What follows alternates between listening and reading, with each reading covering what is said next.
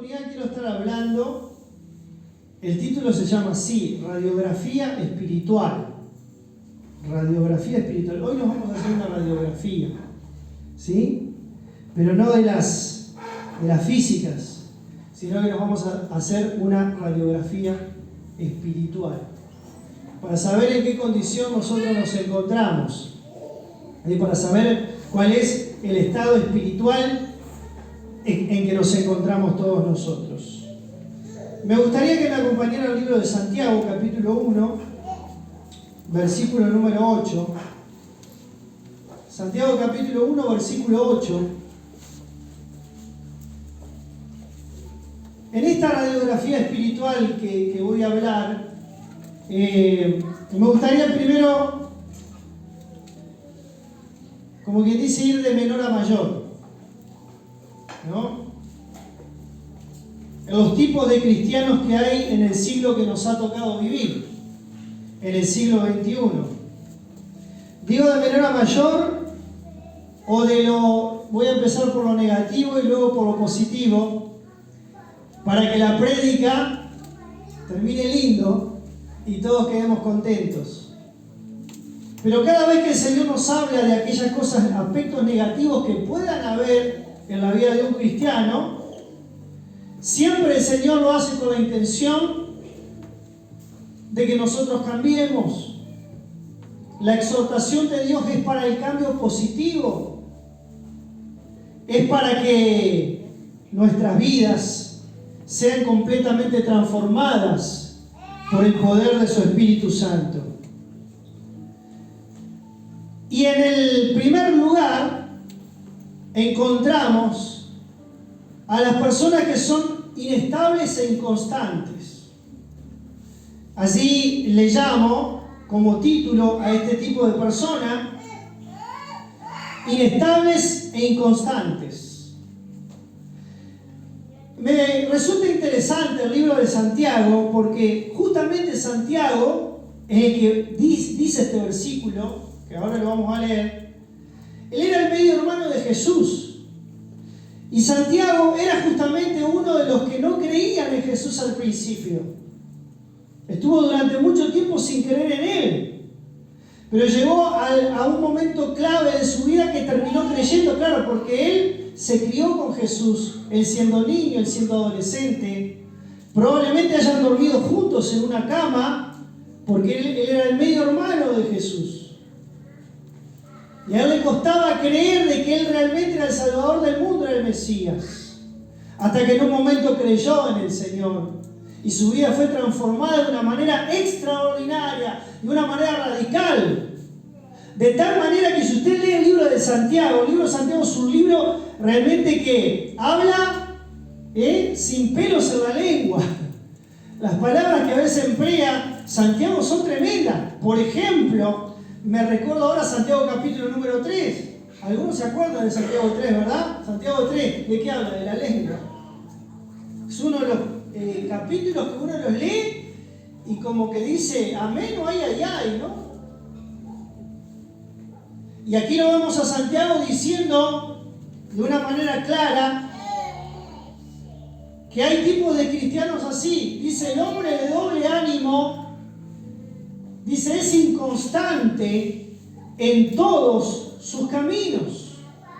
Un versículo solo, pero que realmente tiene un contenido tremendo. ¿Y qué es el doble ánimo? El doble ánimo lo padece una persona justamente que es inconstante. Es cuando hoy dice sí y mañana dice no. Yo no sé si usted conoce ese tipo de personas, pero esa persona que hoy dice sí y mañana dice no, es cuando hoy cree en Dios porque está bien y mañana no cree tanto porque está pasando por una dificultad o por una enfermedad. Es cuando hoy es una persona llena de fe y mañana no lo es por alguna circunstancia que le sucedió en la vida. Es una persona que piensa que hoy tú puedes ser el mejor y mañana puedes ser el peor. Ese es el tipo de persona inconstante o de doble ánimo.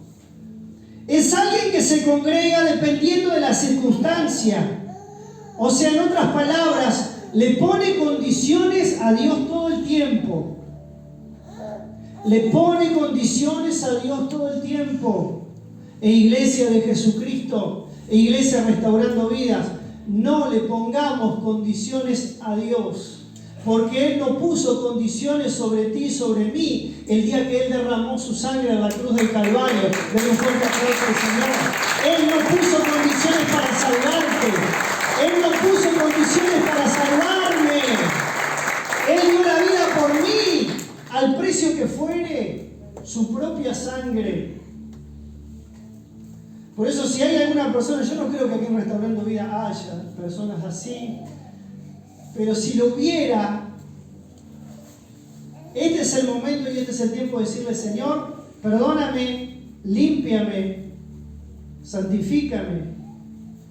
Yo no quiero ser una persona de doble ánimo. Dice que la persona de doble ánimo es inconstante. Empieza algo y no lo termina, empieza algo y no lo termina. Se queda por la mitad, se queda 3/4, se queda... Y dice que esa persona es inconstante en todos sus caminos. O sea, es bien parejita esa persona, ¿no? Si vamos a ser inconstantes, vamos a ser inconstantes en todo, ¿no? Bien parejito, dice en todos sus caminos. Y esta exhortación, iglesia amada de Jesucristo, es porque justamente el Señor nos ama. Y porque nos ama, Él quiere levantar un pueblo poderoso, un pueblo lleno del Espíritu Santo. Como cantamos aquí la canción: Espíritu, desciende como fuego, como en Pentecostés, y lléname de nuevo. Necesitamos, hermano, como iglesia, y mucho más en este último tiempo que estamos viendo, porque Cristo viene pronto, ser llenos del poder del Espíritu Santo del Señor, para cuando venga la dificultad, ahí nosotros estar bien seguros, bien parados, bien firmes en la roca que es Cristo Jesús. Segunda de Pedro, capítulo 3, verso 15, acompáñeme. Ahí tenemos el contexto de Pedro, el apóstol Pedro mencionando al apóstol Pablo. En segunda de Pedro él habla y dice un montón de cosas, y lo menciona a Pablo, lo menciona el apóstol Pablo, y mire lo que dice. Segunda de Pedro capítulo 3, versos 15 al 16. Y tener entendido que la paciencia de nuestro Señor es para salvación. Como también nuestro amado hermano Pablo, ahí mire cómo lo menciona Pedro a Pablo. Nuestro amado hermano Pablo, según la sabiduría que le ha sido dada, dice, os ha escrito, casi en todas sus epístolas. Pedro menciona todas las epístolas de Pablo, que fueron 13, algunos dicen que son 14, porque Hebreos, está en la duda de Hebreos si fue de él o no, pero nosotros vemos claramente que el apóstol Pablo tiene mucha doctrina en sus epístolas.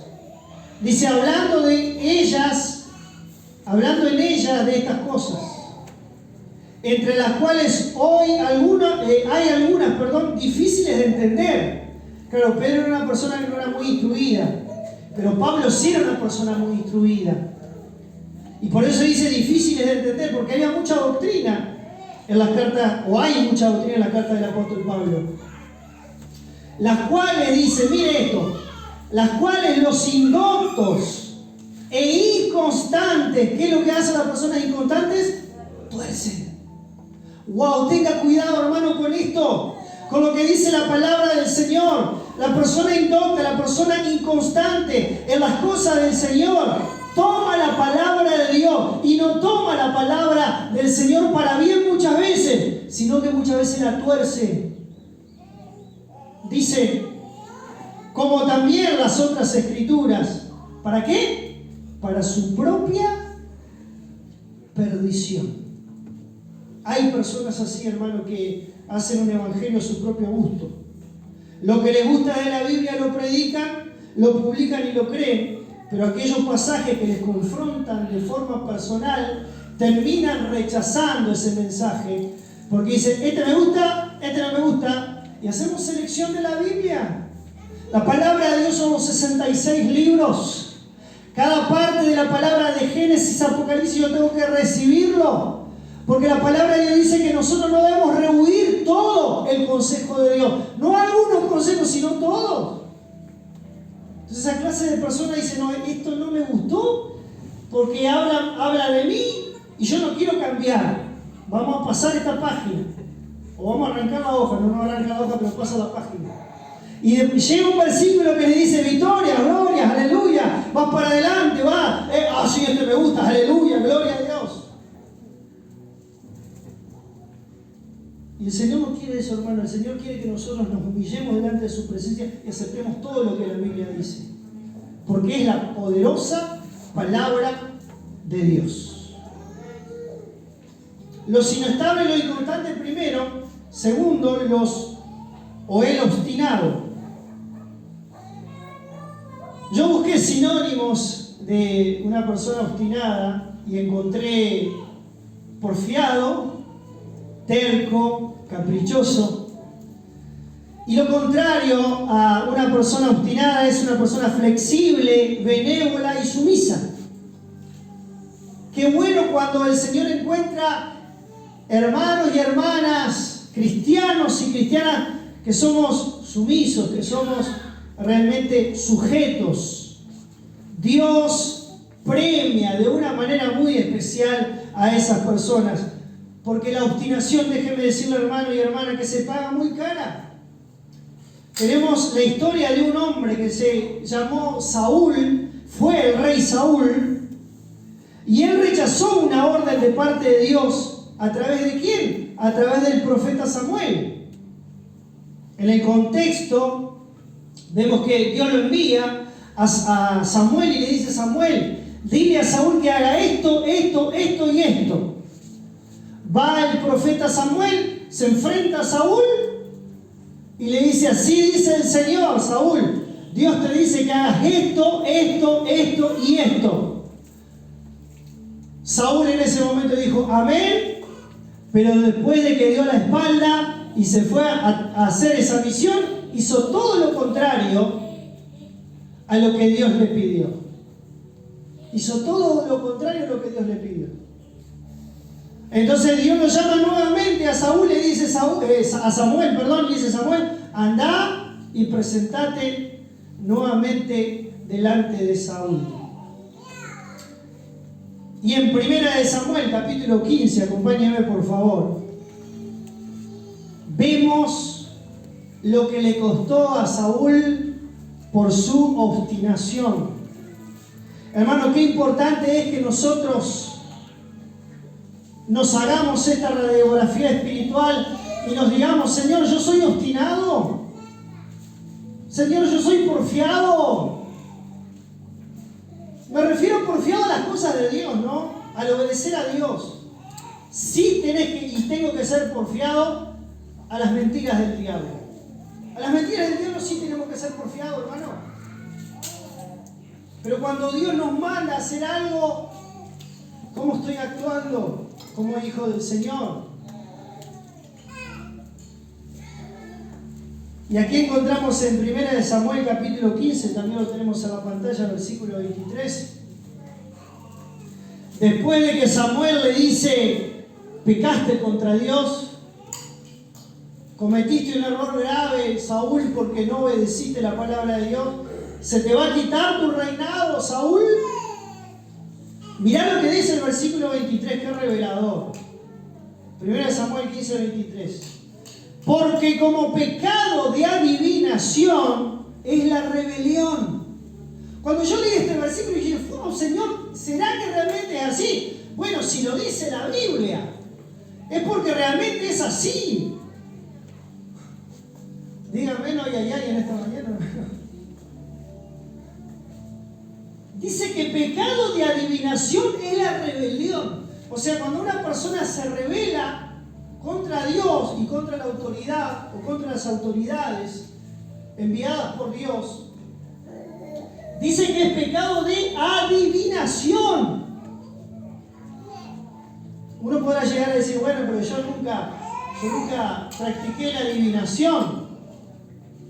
No, capaz que ninguno de nosotros practicamos la adivinación, pero cuando nos rebelamos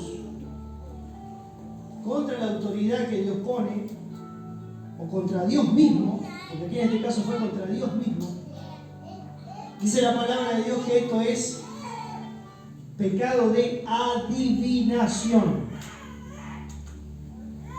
Y luego dice, y como ídolos e idolatría, ¿qué cosa? La obstinación. O sea que cuando una persona es obstinada, es como que si estuviera adorando un ídolo, adorando un Dios falso. Por cuanto tú desechaste la palabra de Jehová, le dijo Samuel a Saúl, Él también te ha desechado para que no seas rey. Hermano, que Dios nos libre en esta hermosa mañana de ser obstinados delante del Señor. Tenemos que ser sumisos a Él. Tenemos que ser sumisos a su palabra, a lo que Él nos manda, a lo que Él nos ordena, a sus decretos. Pero ahora voy a estar hablando de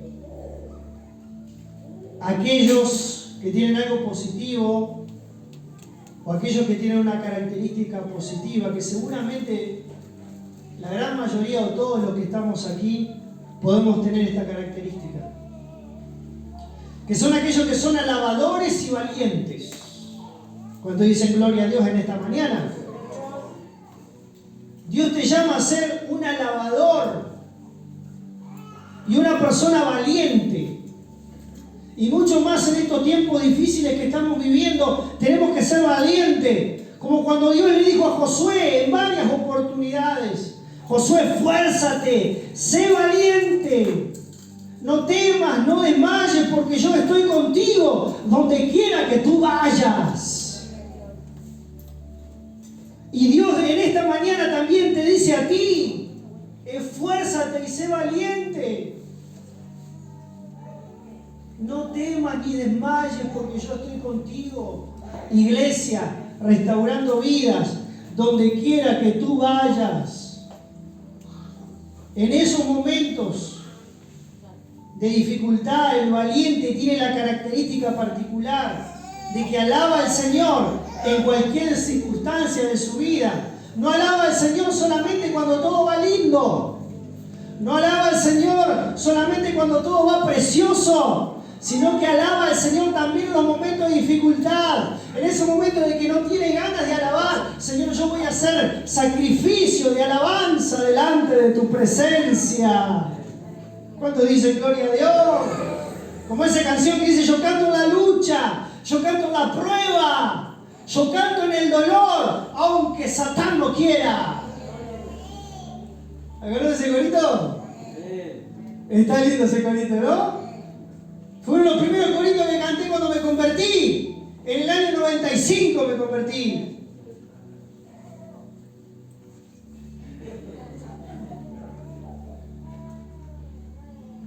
Y recuerdo que ahí estábamos con los hermanos cantando. No teníamos muchas cosas, no teníamos muchos instrumentos, pero ahí cantamos: yo canto en la lucha, yo canto en la prueba, yo canto en el dolor, aunque Satán no quiera.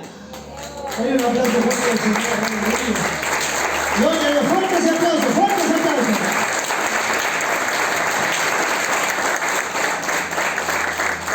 Me agarró calor. El corito de haber sido.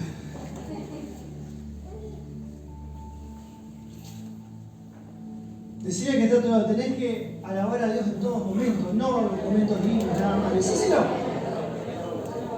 En todo tiempo, no en los momentos lindos. Gloria a Dios.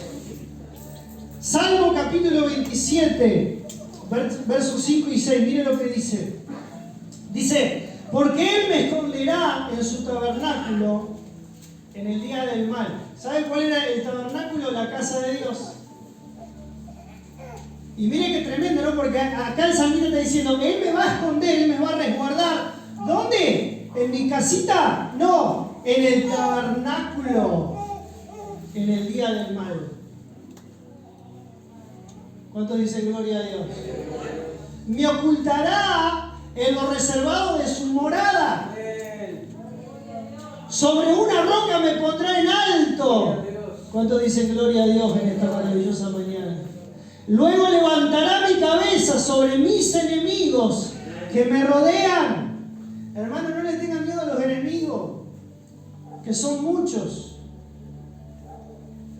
Se han levantado muchos enemigos contra la iglesia, contra nosotros. Pero yo no le tengo miedo a esos enemigos, porque el Dios Todopoderoso es más grande y Él está por encima de todos. Aleluya.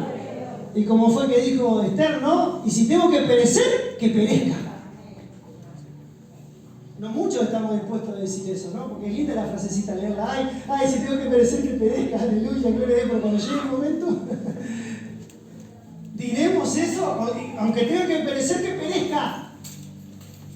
O como estaba hablando recién mi esposa de Sadrach, Mesach y Abednego, lo metieron adentro de un horno de fuego, hermano. Y ellos no se inclinaron a la estatua que Nabucodonosor había levantado. Y mire qué presión espiritual se sentiría en ese momento. Nos dice que de toda la ciudad, de todos lados, fueron. Imagínate, todos postrados y los tres ahí como medio desubicados, ¿no? Porque los cristianos en este momento estamos así como medio desubicados, ¿viste?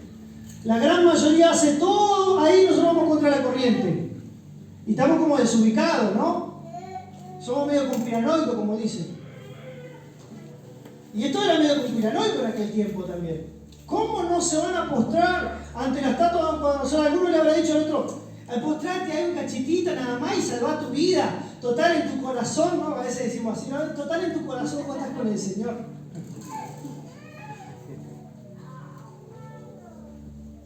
Ellos no se postraron. Todo el mundo estaba postrado y ellos paraditos ahí. Los tres. Ah, sí, ustedes están de vivo, vengan al horno de fuego. Bueno, ahí mi esposa ya lo dijo, no voy a andar repitiendo, ¿no? Digo, ya habló de que había una cuarta persona en ese lugar. Si no me pegan a mí cuando llego a casa.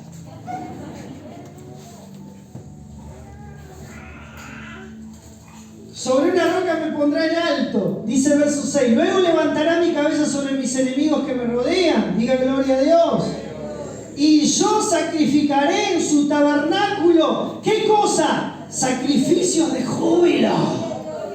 Estamos aquí, hermanos, para sacrificar sacrificios de júbilo al Señor, alabanza a nuestro maravilloso Dios. Aleluya. Aleluya. Cantaré y entonaré alabanzas a Jehová. ¡Wow! Dice la Biblia en hebreo que nosotros tenemos que hacer sacrificio de alabanza, fruto de labios que confiesan su nombre. ¿Cuántos dicen gloria a Dios?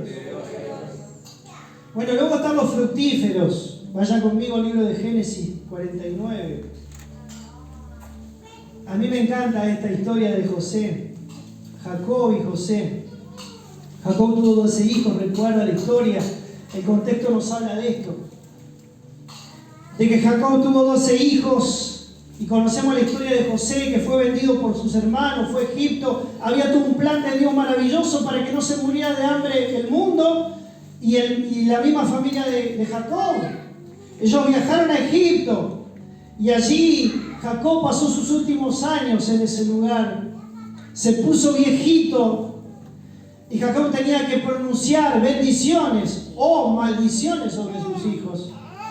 Y sabe, hermano, que emitir una palabra de bendición sobre alguien no necesitaba firmar nada, ni un documento como se firman ahora. Una palabra en aquel tiempo tenía un valor extraordinario. Y en ese tiempo Jacob, las palabras que iba a emitir a Jacob, porque iban a venir directamente de Dios, yo le digo a Jacob, habla sobre cada uno de tus 12 hijos y profetizar sobre ellos, porque eso es lo que ellos van a hacer en el futuro. ¡Wow! ¡Qué tremendo eso!, ¿no? Porque a veces nosotros cometemos el error de decirle a los hijos, vos no servís, vos sos un cabezón, vos sos esto, vos sos lo otro, y estamos diciendo cosas negativas sobre los hijos. Hermanos, los hijos del Señor, los padres que somos cristianos, tenemos que derramar bendición sobre nuestros hijos. Tenemos que decir a nuestros hijos, vos vas a triunfar en la vida, vos vas a ir para adelante en la vida. Porque tus palabras tienen autoridad. Y lo vemos a Jacob aquí hablando sobre todos sus hijos. Pero en Génesis 49, 22 vemos las palabras que emite Jacob sobre José, sobre su hijo especial José. José era el hijo especial de Jacob. Cuando era chiquito, tenía 17 años, le había hecho una túnica de colores especial. ¿Conoce la historia? Una túnica de colores preciosa, y los hermanos por eso tuvieron celo ¿verdad? De José. Porque justamente le había hecho una túnica especial, y los hermanos ya estaban celosos, envidiosos, y por eso terminaron vendiéndolo como un esclavo. Y ahí vemos cómo emite Jacob la bendición sobre José. Y mira lo que dice: rama fructífera es José. Qué lindo, hermano, que el Señor diga de vos en esta mañana: fulano de tal, Freddy, fulano de tal, ahí pone tu nombre. Es una rama fructífera, es alguien que da fruto.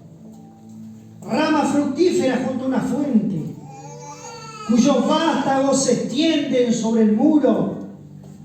Versículo 23. Le causaron amargura, ¿sí? Le saetearon, dice, y le aborrecieron los arqueros. Y alguno podrá decir: bueno, para mí me hicieron daño, me hicieron esto, me hicieron aquello. Y capaz que podemos llegar a tomar en algún momento venganza sobre esa situación, pero José no hizo eso. Dice, le aborrecieron, le causaron amargura. Dice el 24, mas su arco, aleluya, ¿cuántos dicen gloria a Dios? Se mantuvo. ¿Cómo se mantuvo? Poderoso. Hermano, aunque el diablo venga a causarte amargura, ¿cuántos dicen gloria a Dios? Tu árbol, tu vida se va a mantener poderosa, porque Dios está contigo como poderoso gigante. Bendito sea Dios por los que dan fruto en los asuntos del Señor. Su arco se mantuvo poderoso, y los brazos de sus manos se fortalecieron. Por las manos del fuerte de Jacob y por el nombre del pastor, la roca de Israel. Yo declaro en esta mañana, iglesia del Señor, que aquí se levantan, y se han levantado ya, personas que dan fruto. Algunos al 30, como dijo Jesús, algunos al 60 y algunos al 100 por uno. Pero yo proclamo, así como lo hizo Jacob con José, yo proclamo sobre la iglesia Restaurando Vida, sobre los miembros de la iglesia Restaurando Vida, que dan fruto, que producen fruto, fruto para Dios, fruto para la gloria y honra de nuestro maravilloso Dios. Luego están los consoladores, aquellos que consuelan, aquellos que tienen un corazón tierno. ¿Usted conoce ese tipo de personas que se compadecen de todo el mundo? Aquellos que ven la necesidad donde otros no la ven. Y son personas que tienen una sensibilidad muy especial a ser consoladores. Es un don, es una capacidad que Dios pone, el Espíritu Santo pone en esos hombres y en esas mujeres. Son personas consoladoras. Son personas que inmediatamente detectan a alguien que está pasando por un sufrimiento real, verdadero, genuino, y van corriendo a esa persona. Y van urgente a esa persona y la abrazan, y la miman, y la ayudan, y le dicen que estás necesitando. ¿Sabe por qué? Porque esas personas también fueron consoladas. Y saben lo que significa haber sido consolado. Entonces, como saben lo que significa haber sido consolado, se ponen en el zapato de la otra persona. Entienden la situación que esa persona está viviendo y está atravesando. Y no pierden la oportunidad de ir y de ayudar a la persona necesitada. Y allí está en Corintios, 2 Corintios 1, versos 3-4. Miren lo que dice este pasaje, a mí me toca el corazón este versículo. Segunda de Corintios capítulo 1, verso 3, 4 dice: bendito sea el Dios y Padre de nuestro Señor Jesucristo, Padre de misericordia y Dios de ¿qué? De toda consolación. Dios es un Dios consolador. Dios consuela nuestra vida. Hoy usa la persona del Espíritu Santo, porque la Biblia dice claramente que la tercera persona de la Trinidad, el Espíritu Santo, Él es el consolador.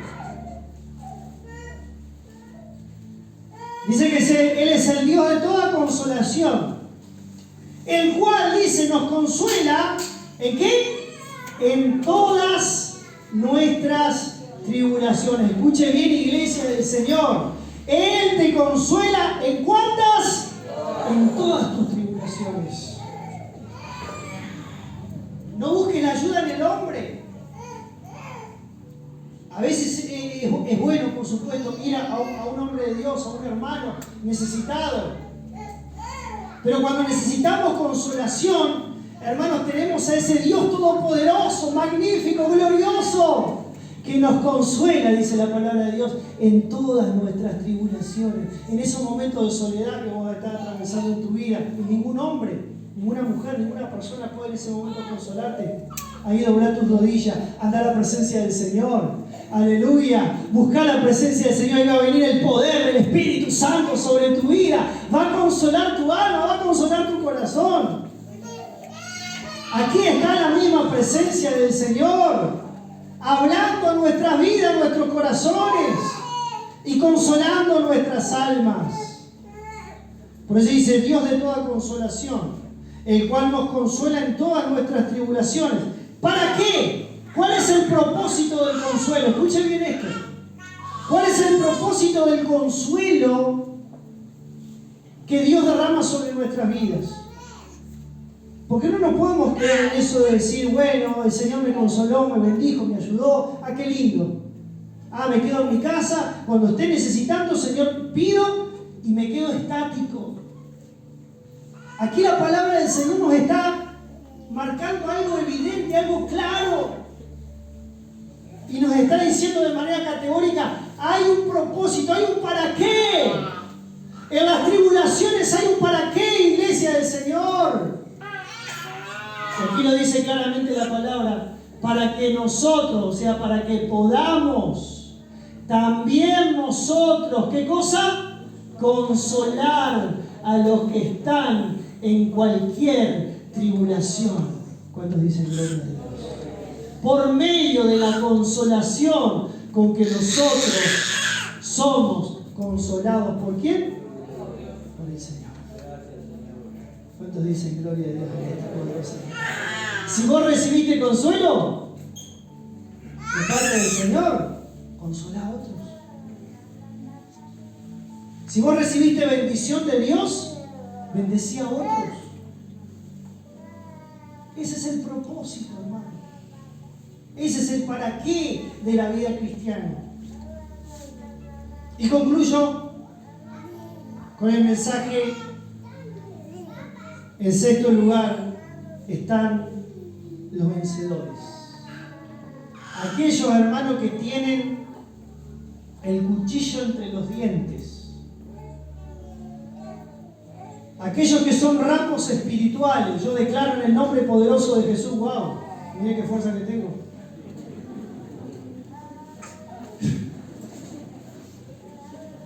Soy un ramo espiritual. Aquellos que somos ramos espirituales, hermano. Aquellos que no nos amedrentamos por absolutamente nada. Los vencedores. Voy a tomar prestado, y con esto concluyo. Usted ya lo habrá escuchado porque es un predicador muy famoso que contó esta historia. Dice que este predicador invitó a un pastor americano a predicar en su iglesia. Y bien, luego los americanos hablan todo así, todo así. Los que no saben mucho el idioma, ¿no? Y tienen como una mezcla. Y cada vez que este predicador le decía algo, lo decía Victoria, Victoria, Victoria. ¿Conocen la historia, no? Algunos la conocen, otros no. Así que los que no la conocen la voy a contar. cada vez que este predicador le decía algo, le decía Victoria, Victoria, Victoria. Le decía cualquier cosa, ¿querés comer algo? Victoria, Victoria, Victoria. Pero no sé, ¿querés bañarte o algo? Victoria, Victoria, Victoria, decía. Hasta que este pastor, claro, en un momento estaba medio enojado porque lo único que decía era Victoria. Se ve que lo único que salía en español era Victoria, Victoria, Victoria. Entonces este pastor, este predicador, medio molesto, le preguntó, le dice, ¿por qué usted?